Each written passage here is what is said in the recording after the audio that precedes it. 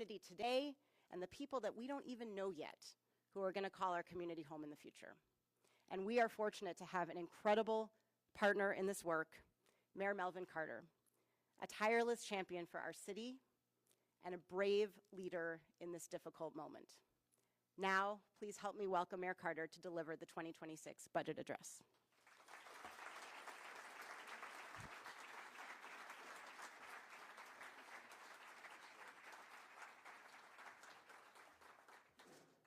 Good morning.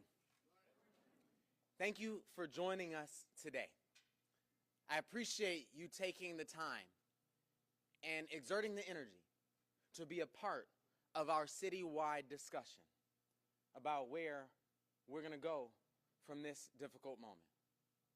I want to thank you, Council President Naker, for that generous introduction. I'm very proud to call you my colleague and my friend, and very proud for the opportunity to work alongside 7 incredibly gifted, incredibly talented, incredibly compassionate and capable women who help lead our community forward into the future.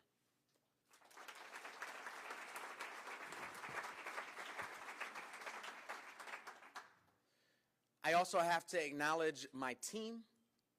You know, I share with folks all the time that I am fortunate to have an incredible team of individuals that I get to work next to. When I go to schools, when I go visit young folks and they say, what does a mayor do? What I always tell them is that my job is to help the helpers, that the people in community who make sure that our libraries are running, that the people in community who plow our streets and fill our potholes, the people in community who run in when we have our most challenging moments in community, they all deserve to have the things that they need to do their job well on all of our behalf. And we thank each and every one of you who stands in the gap, who works in the city government, who serves in public service. Please join me in a round of applause for all of the public servants in this room.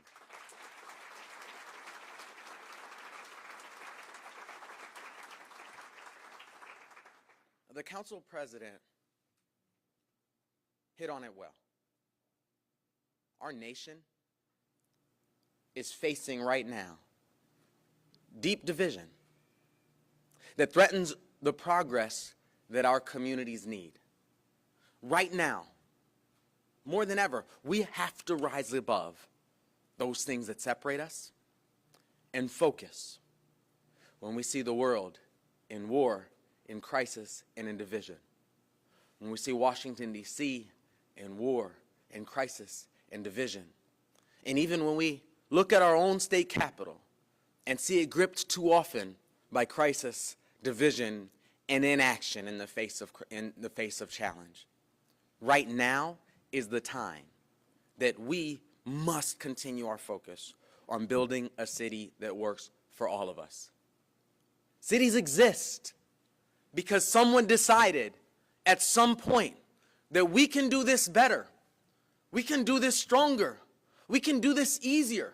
We can do this safer. We can do this more effectively and more efficiently if we do it together. That's what a city is. And that's what we are insistent on our city being into the future. Now is our time to lead with clarity, to act with purpose, and to show what's possible when we stand together against all of the forces that work every day to try to pull us apart. I have the great honor and privilege of serving as mayor of the city of St. Paul. It's the community that raised my grandparents. It's the community that raised my parents. It's the community that's raised me, and it's the community that is currently raising our children. I approach this role with humility, knowing that it's impossible for any one person to have all the answers.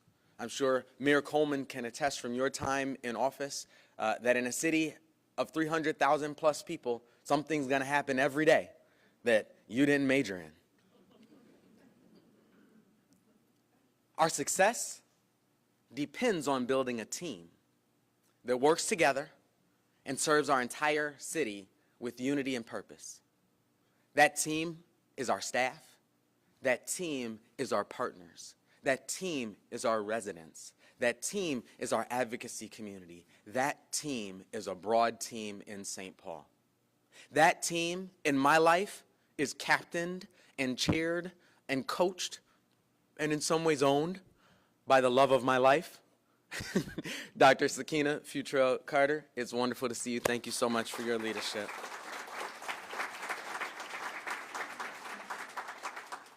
I have to acknowledge my parents, former Ramsey County Commissioner, current Met Council member Tony Carter, and retired St. Paul Sergeant Melvin Carter, who's in this space with us today. Thank you.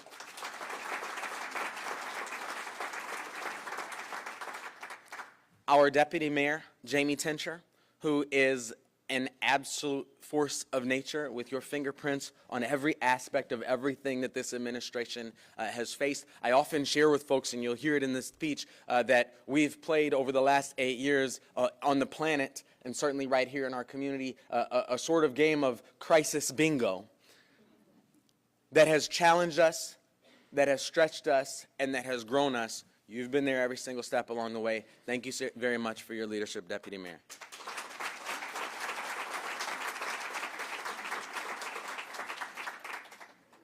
And all of you, I want to thank you for being here. You know, people ask me how hard this job is, and I tell them it's challenging. It challenges me to the core every single day. But the thing is that there is always someone ready.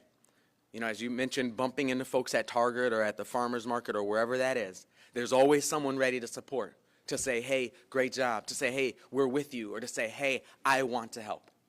You are a resting place. You are our strength, and you are the secret sauce to what moves St. Paul into the future.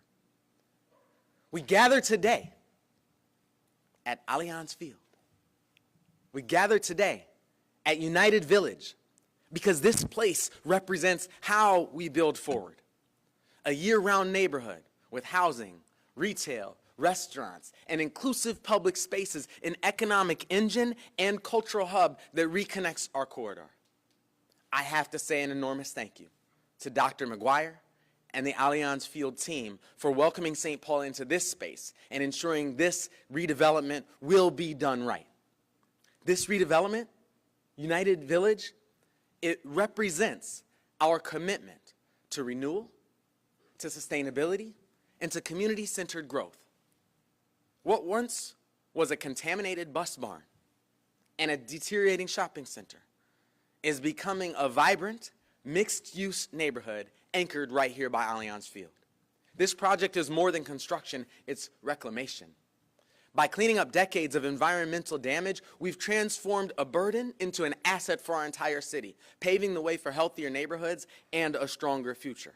United Village sets a new standard for sustainable urban development. From stormwater systems that reuse rainwater to new parks, playgrounds, and inclusive public spaces, to iconic public art like the loon that stands over us just a couple of steps away. This is a model of what modern city building can be. This is a year-round destination, an economic engine with hundreds of millions in investment, jobs, shops, restaurants, and a hotel. It's a cultural hub and a gathering place, all of those things right here in the Midway. This is the future of St. Paul. It's sustainable, vibrant, and inclusive.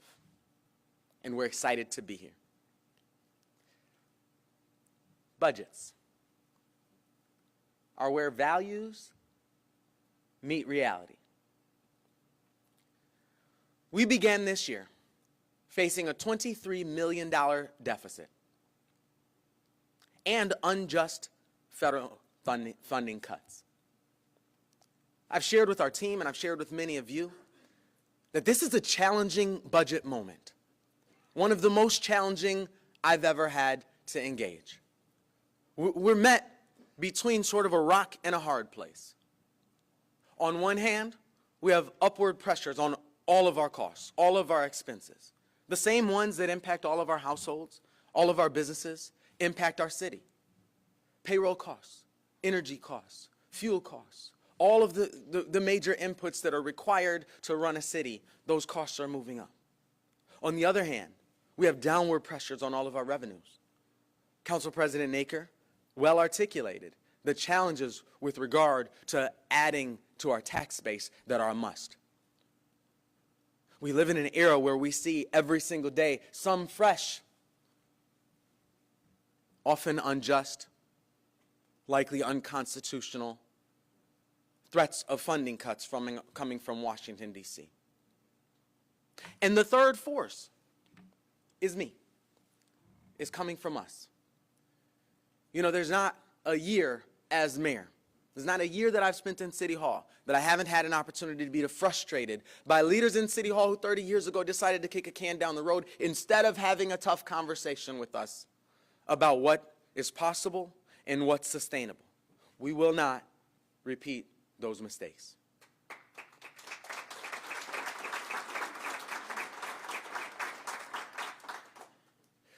Our 2026 budget was built around the goals of keeping our levy as low as possible, ensuring that we're able to keep our promises to our employees, and building the road upward from that rock and hard place we just described. This budget totals $887 million, with a general fund of $405 million. It proposes a 5.3% increase in our tax levy, which represents about $107 a year or $9 a month on a median value home. We've lived through these converging pressures, the rising costs, the declining revenues, and this historic inflection point that we know that we're at. Instead of repeating the mistakes of the past, we are intent on doing the opposite.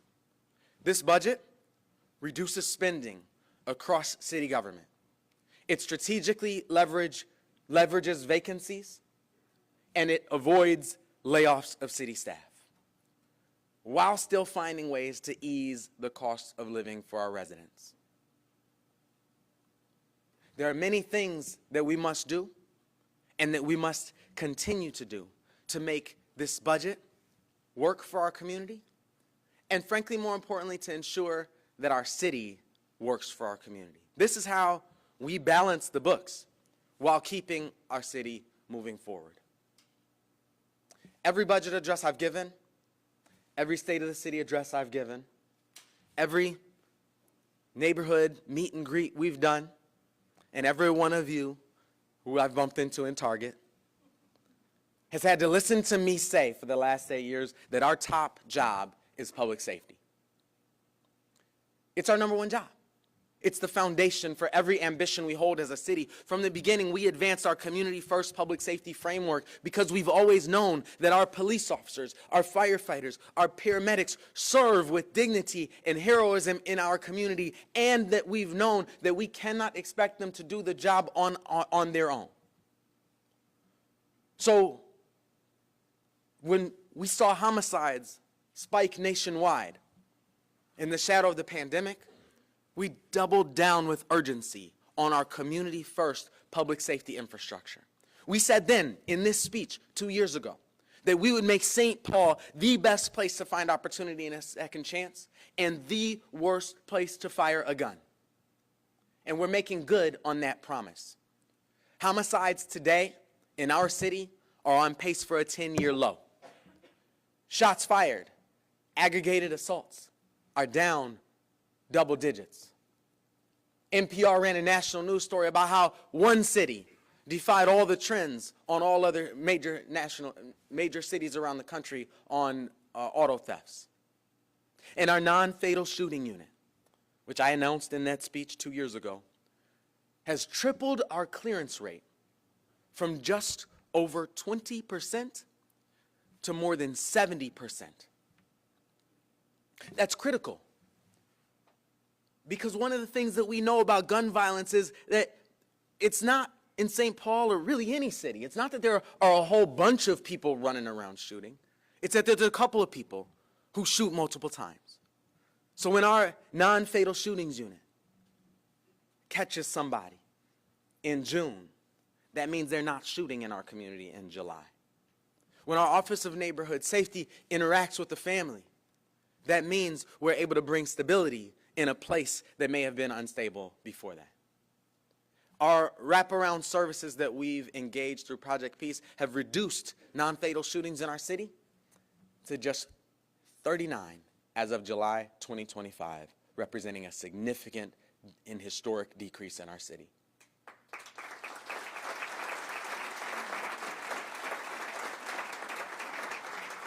The spirit of our officers, of our firefighters, of our first responders and paramedics is shown, whether they're serving hot dogs to a child in a rec center or racing into the scene of an active shooter scenario to ensure that we protect and serve the lives of our residents. Our job, our commitment, is to build that broader community-first team around them to ensure that they never have to do it alone.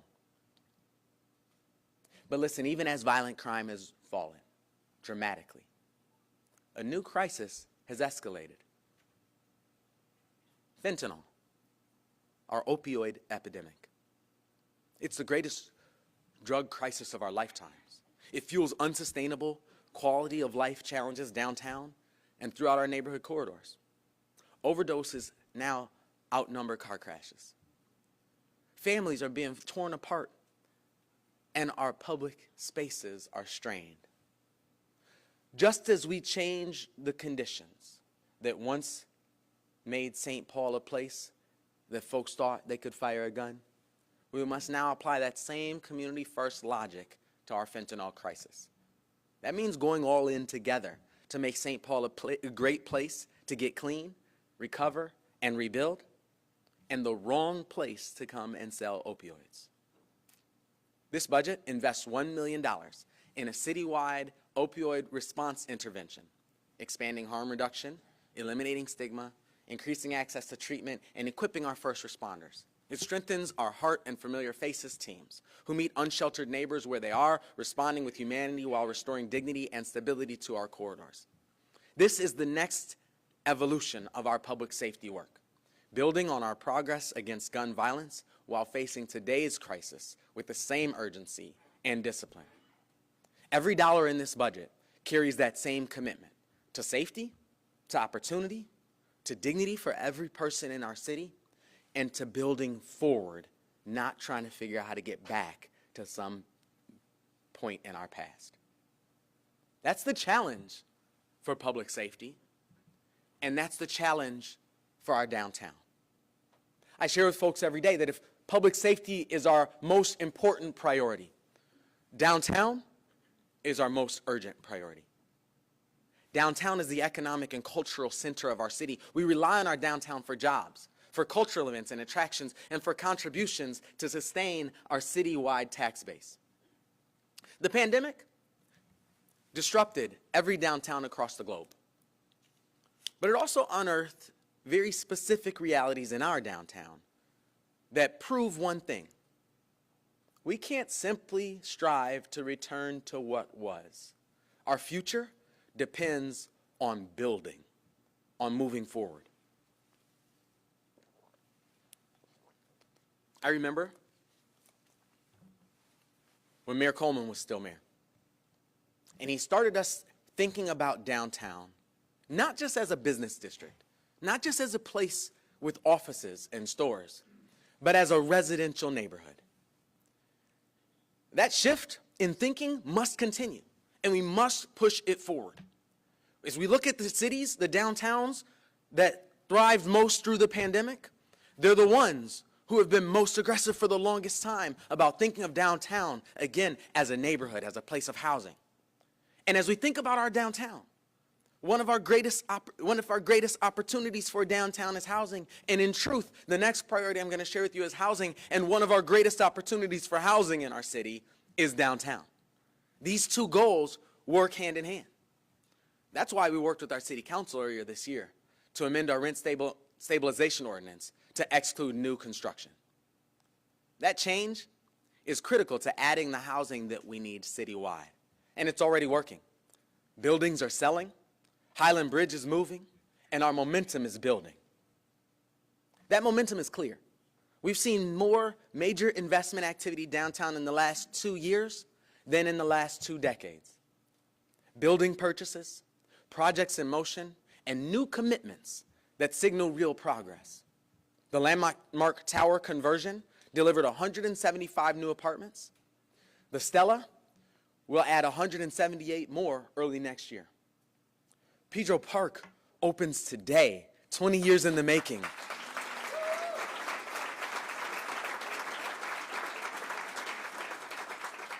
And yesterday we stood with the Minnesota Wild and the Mille Lacs Band of Ojibwe to unveil the logo for our new Grand Casino Arena downtown.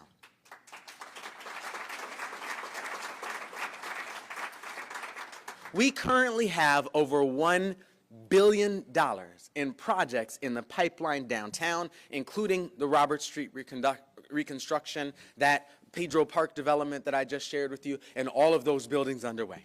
Downtown crime is falling, robberies down 33%, thefts down 18%, burglaries down 15%, weapons violations down double digits, thanks to our downtown improvement district, our ambassadors, our cameras, our patrols, our private sector partners, this big team of folks we have working together downtown. I want to say thank you. Joe Spencer is here. It's great to see you. Dave Higgins is here. It's great to see you. Thank you for your work and your leadership. When I was elected mayor, we were the largest city in America to not have an organization like our Downtown Alliance. I cannot imagine having come through, particularly these last 5 years, without your work, without your leadership. Thank you very much.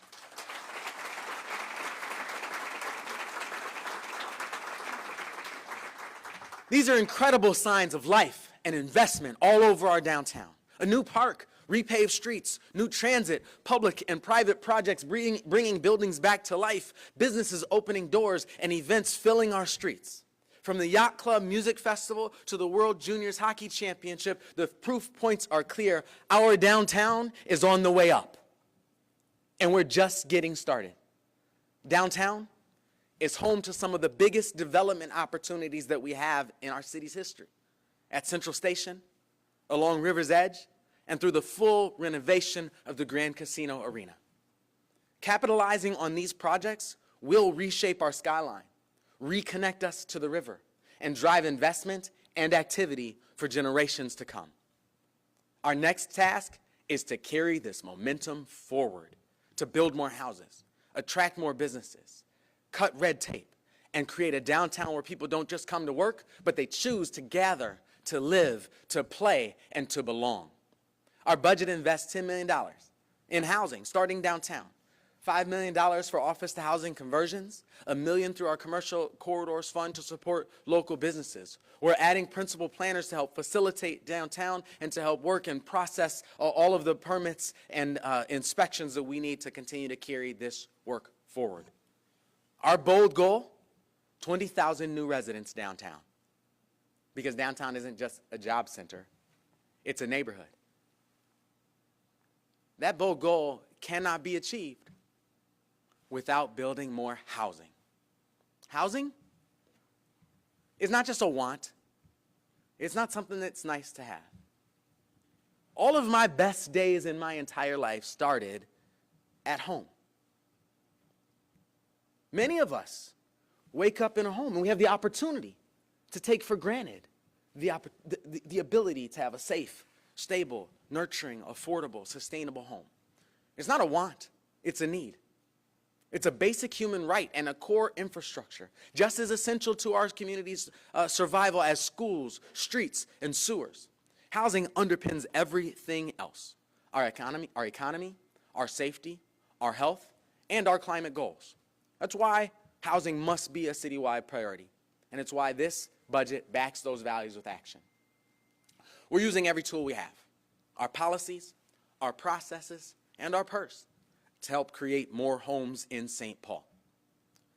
Whether you are ready to convert an empty office building tower to housing, renovate an older building, or add an accessory dwelling unit in your backyard, the city wants to help, and we welcome your investment. This budget meets that moment with a comprehensive housing package. It funds subsidies to convert vacant offices into new housing downtown, tackling the opportunity created by shifting work patterns since the pandemic.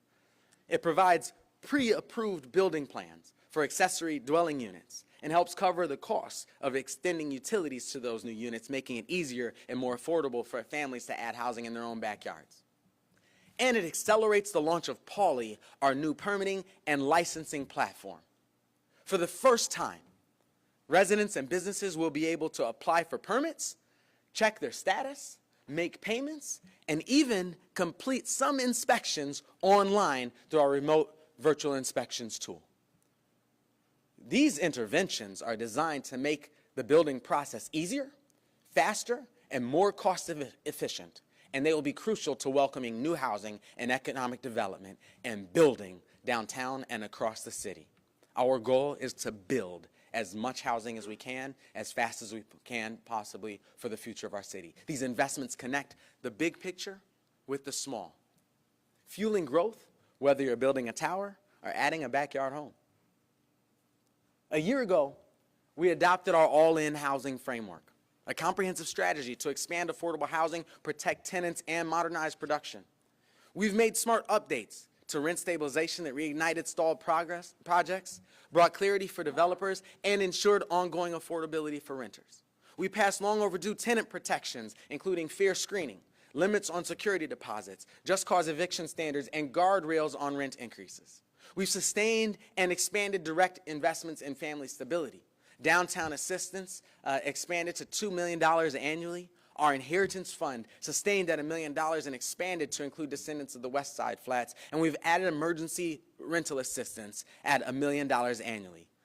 Those investments are critical, not just to our city at large, but to the families, to the students, to the folks working every day to make this city the incredible place that it is.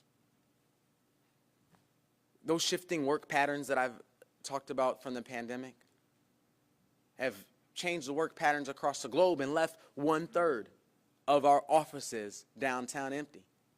By contrast, when we build housing in our downtown, over 92% of those units are occupied. This represents a generational opportunity to turn old offices into new housing, because there just simply aren't enough units for everyone who wants to stay. I share this with folks all the time. Every time you hear the phrase housing crisis, we should just hear the words, we have more people than units. We must build more housing. It's why we're pushing. It's why we're doing the work that we are. All along the way, what I've been trying to share with you is that we have new challenges to face. We have new challenges where safety are concerned. We have new challenges where housing are concerned. We have new challenges where our downtown is concerned. That's why we're setting these bold goals. That's why we need more residents downtown. We've already seen what's possible in some of the projects that we've already opened, from the Landmark Tower to the former Ecolab headquarters at the Stella. With our partners at the Downtown Alliance, we've identified 10 more buildings ready for conversion, unlocking nearly 4,000 new units. That includes even our own City Hall annex that has housed city employees since the mid-'70s, to look at that and study it to be a conversion, to be housing in the future. That strategy gives us the opportunity to do two things. One, add housing downtown as we need, but also two, to be able to strategically place city employees as anchor tenants to help continue facilitating development downtown. But we know that policy only works when matched by community leadership and collective action. Last September, we welcomed the Jimmy and Rosalind Carter Work Project at the Heights, where 100, or as I like to just call it, the Carter Work Project, where 147 homes were built with Habitat for Humanity, the largest habitat build in Twin Cities history. Mayor Coleman, I want to thank you for your leadership of Habitat for Humanity's Twin Cities and your leadership to bring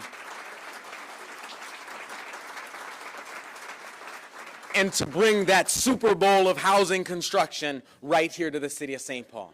The Heights itself, we're adding 1,000 affordable homes. And it's not just about expanding supply, it's about building climate-resilient, opportunity-rich neighborhoods that set the standard for our future. As we talk about the new threats that we must face, that we're faced with, I'd be remiss if I didn't mention the event that ended up resulting in us doing this speech, which we usually do in August, this year in September. The cyber attack. Just at the end of July, as we think about carrying our city into the future. In July, our cybersecurity teams at our city, led by our Chief Information Officer, Jamie Wascalis, faced a defining test, one that proved the power of early investment and having the right people at the right time. A coordinated and sophisticated criminal threat actor launched a cyber attack against our digital infrastructure.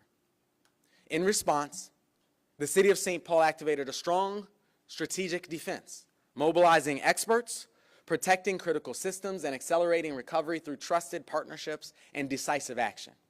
From those first hours on July 25th, we focused on two priorities: ensuring uninterrupted delivery of core city services like 911 response and payroll, and two, directly responding to the attack on our systems.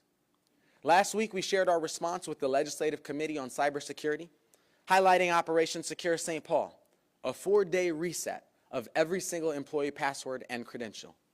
I think all of the city employees in this room will vouch that they came through that process with the absolute longest password that they've ever had. Director Wascalis told me to think of it as a passphrase. I've also heard the phrase pass poem in the last several weeks.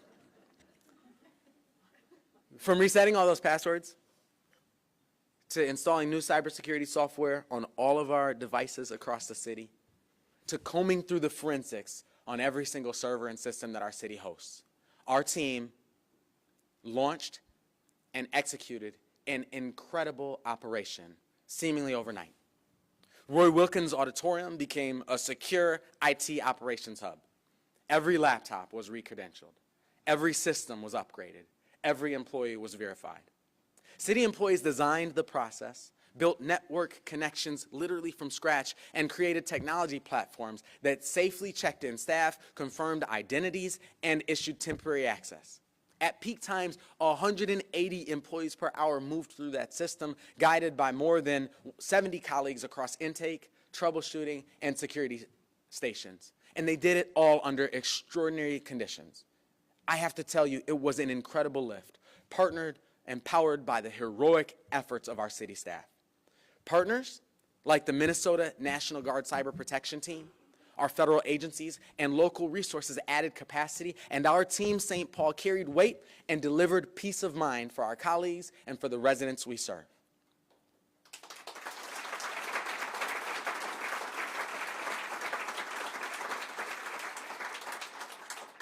I want to thank Mary Gleick Matthews, who ran that Operation Secure St. Paul.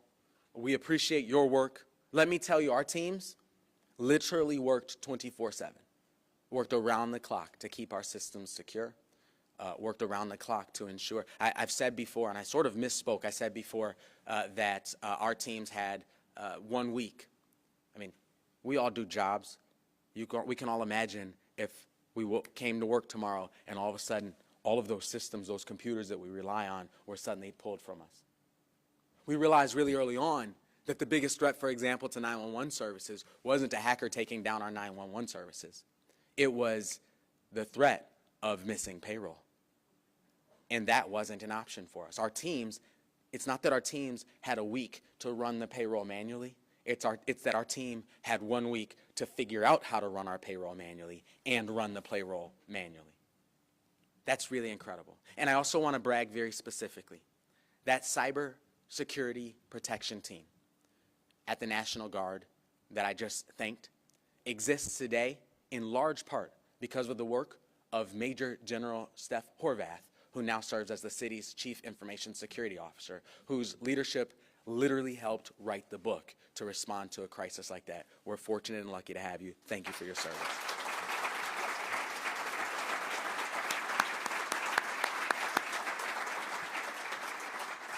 The scale and speed and professionalism of our response showed just how critical this effort was in restoring services and how deeply committed we remain to protecting our employees and residents. This budget invests $1 million to finish the job, restoring systems with stronger safeguards, expanding proactive cybersecurity defenses, doubling down on secure, transparent service delivery, and acting to protect the employees who may have had data released in that breach. We have brought online, and I know many of you have seen that, 1 full year of identity theft protection and cybersecurity monitoring for every single city employee to make sure that we are helping the helpers in our community.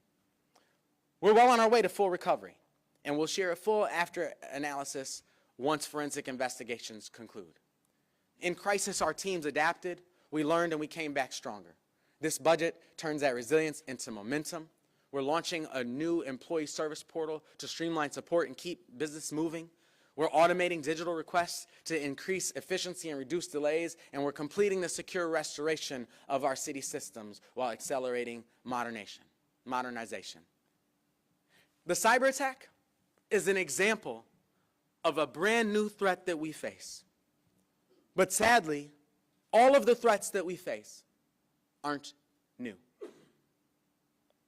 There are some that are old. There's some that are too old. This morning, just before we came here, Sakina and I went to drop off Amila, our COVID baby. You all know her from the Zoom meetings. We dropped her off at kindergarten this morning for her first day at school. It was exciting. It was joyous. And as we looked around at all those parents, one of the teachers said, "It seems like there's more parents crying than children crying." Our joy is seasoned by the taste of trauma, by the taste of crisis, by the taste of grief. Last week's horrific mass shooting at Annunciation Catholic School in Minneapolis injured 18 students and 3 school employees and stole the lives of 8-year-old Fletcher and 10-year-old Harper. Please join me in a moment of silence for Fletcher, Harper, their families, friends, neighbors, and our entire community.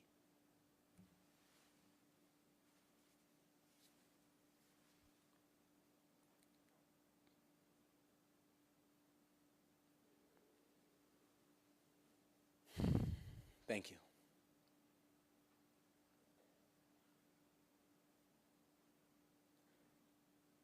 We owe Fletcher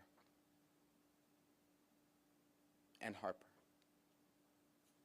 and everyone impacted by this tragedy so much more than silence. This must be our last moment of silence on their behalf. From now on, let's get loud. Loud enough that no parent, no teacher, no child ever has to face that terror again. We've called on Congress to act, but they haven't. We've called on our state legislature to act, or at the very least, lift the preemption so that cities can act ourselves to keep our children, to keep our families safe, but they haven't. The point is that everyone must do something, and that includes us. We cannot afford to sit and wait and hope and pray and think until the day our legislature or our Congress finally decides to change. We must all do something, and that includes us.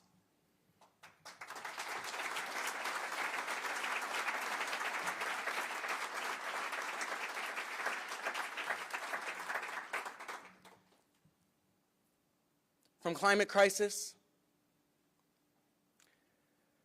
to immigration, to so many other things, we have seen cities act when our federal and state governments are not able or ready to do so.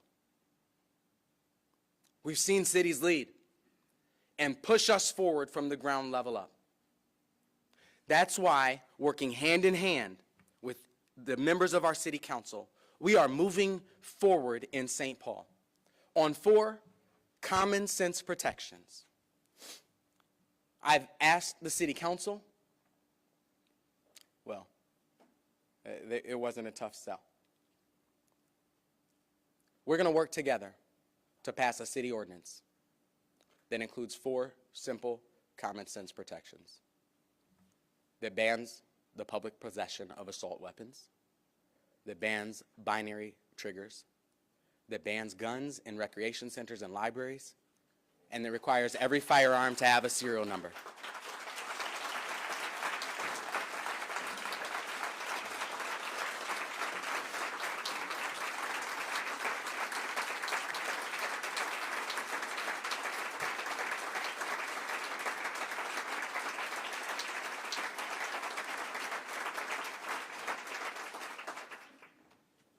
Those 4 simple steps, banning the public possession of assault rifles, banning binary triggers that turn handguns into machine guns, banning guns in libraries and rec centers, and requiring every gun to have a serial number, have 2 things in common. 1, they're supported by the overwhelming majority of Minnesotans, and 2, they are banned as unenforceable by state law. They are supported by the overwhelming majority of Minnesotans, and they are banned by state law. We know that when we pass that ordinance, that we won't even be able to enforce it.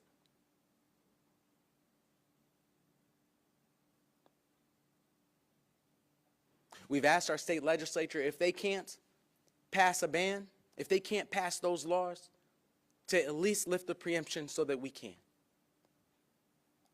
If that ever happens, that lifting of that preemption won't be the time for us to start thinking, start drafting, start having public hearings, start considering. Moving early on an ordinance will make it such that if a state preemption lifts at midnight, our city ordinance will take effect at 12:01. But more importantly, we have to have a conversation about those 2 things I just said. These are common sense protections that the vast majority of Minnesotans overwhelmingly agree on and that our state law bans. We have to have a conversation about that.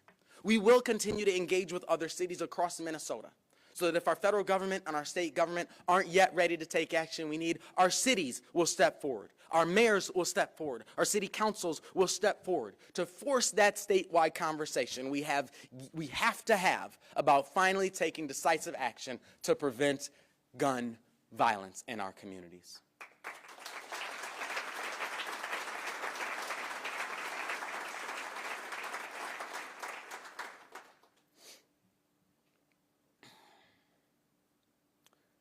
As I present this budget, as I present this plan, I do so with great gratitude for how far we've come as a community and for the opportunity that we have to keep on building a city that works for all of us. This is a budget. This is a plan that reflects who we are. We're a city that shows up. We show up for one another.